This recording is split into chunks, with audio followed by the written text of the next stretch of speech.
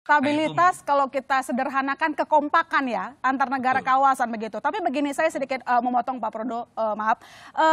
Kalau ngomongin soal perdagangan, saya kalau lihat data sejak era perdagangan bebas masyarakat ekonomi ASEAN, kalau kita lihat itu perdagangan barang intra ASEAN itu masih stagnan dari tahun 2015. 2012 ke 2021 bergerak di rentang 518 miliar dolar Amerika Serikat hingga 712 miliar dolar Amerika Serikat. Memang naik, tetapi tidak begitu signifikan. Apakah Anda, regulator ini yakin ketika Indonesia menjadi ketua KTT ASEAN, kita bisa meningkatkan perdagangan di intra ASEAN, perdagangan barang?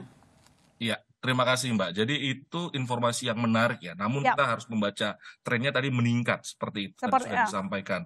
Dan fungsi bahwa tadi ya menjaga hubungan apa namanya bilateral antar negara di regional ASEAN itu harus apa namanya cukup kondusif itu penting ya. seperti itu. Nah, tadi mendorong salah satu upaya tadi kami sampaikan sistem pembayaran seperti itu. Oke, Sistem sistem pembayaran itu suatu pembayaran. Kita upaya. ngomongin digital berarti ya? Betul, nanti Oke. salah satunya itu seperti itu. Selain juga mungkin yang saat ini juga ada cukup menarik itu terkait dengan local currency settlement. Jadi penyelesaian perdagangan itu diputuskan secara apa ya local currency antar dua belah negara seperti itu. Tidak lagi kalau selama ini kan kita banyak bersandar pada US dollar sebagai vehicle currency. Nah, sekarang kalau di ASEAN itu tengah didorong upaya tadi local apa namanya local currency settlement seperti itu. Tapi tadi bahasan secara ekonomi ya. Ya, Tapi selain itu juga tadi kan kita berbicara tentang adanya perlindungan, yes. adanya pekerja migran dan lain sebagainya. Itu hal yang lain, maksudnya hal yang sangat terkait.